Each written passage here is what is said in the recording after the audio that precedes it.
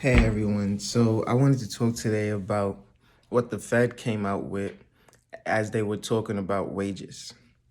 So, for every single person who is unemployed today, there is 1.9 jobs available for the unemployed. Here's the thing, there are going to be jobs that people certainly do not want to do, like home health aid, restaurant work, whatever the case may be. And then there are also going to be jobs that simply do not pay enough to accommodate the lifestyle that they are used to living or to maintain the lifestyle that they already have, whether that be a rental payment, car payment, home, or even a place to a studio to rest your head at night.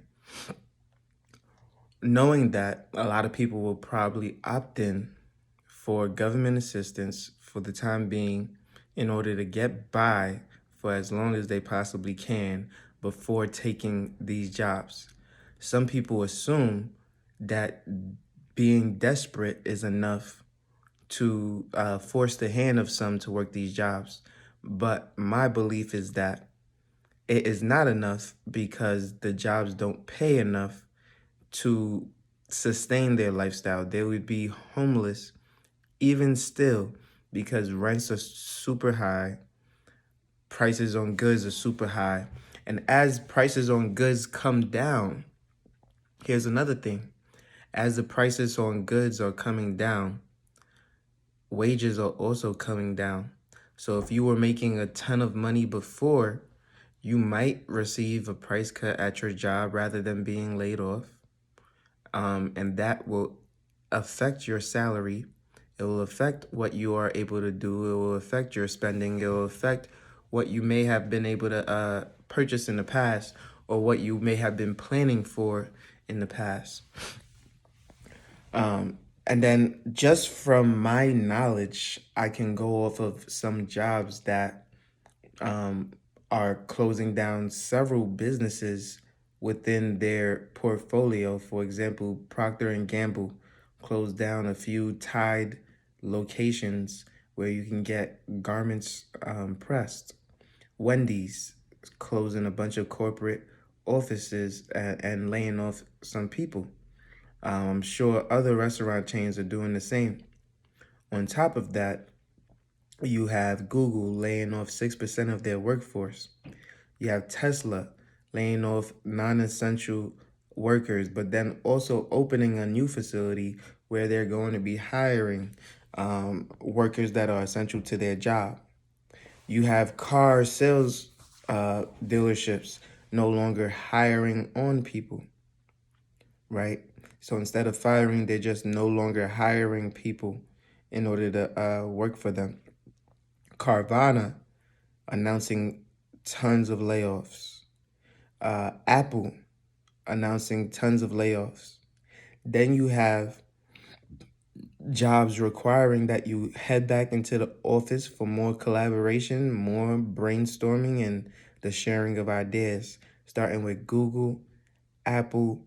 You have, what's it called, Goldman Sachs as well, requiring 5 days a week. Some of the other companies are only requiring 4 or 3 days a week. So you're going to see more companies because they're paying for these buildings and they have long leases. They're going to expect you to be in those buildings and utilizing that service that they provide, although the work can be done remotely.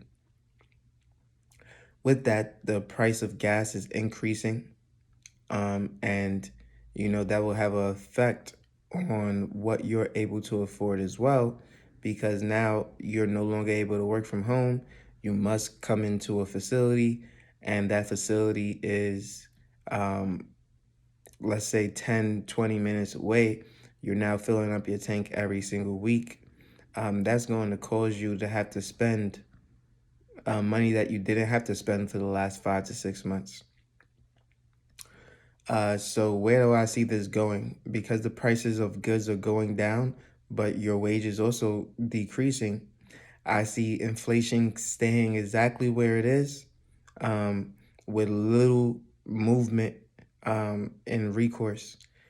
Gas prices here, the cheapest I've seen is 326, which is way higher than last year's.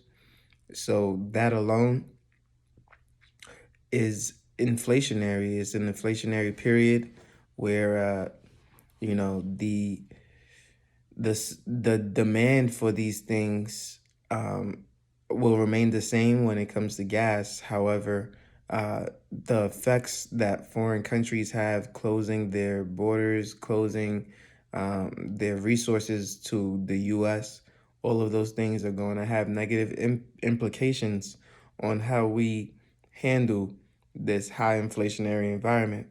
The Fed has also said that they plan to continue doing as they have been doing, and they don't plan on lowering short-term interest rates anytime soon. So we're also seeing credit card debt increase. It's over 900 billion, and we're getting into that $1 trillion territory soon. It's the highest increase in credit card debt that America has ever seen. And this is going to rear its ugly head very, very soon, where people simply won't be able to afford to pay off their credit cards due to a variety of reasons, whether they got laid off, whether their job lowered their wages, or maybe they just bit off too much more than they can chew, and now they're left holding a bag that they simply can't afford, especially with these higher interest rates due to the short-term interest rates being hiked up. With all of that being said, I will preach the same message, and that message is to save as much as possible, plan accordingly, stay consistent, don't be a heavy consumer, and just prepare yourself for what is to come. If you like this video, make sure you leave a like, comment, and subscribe. You know I post every single day at 8 a.m. daily, and I can't wait to see you on the next one. Peace.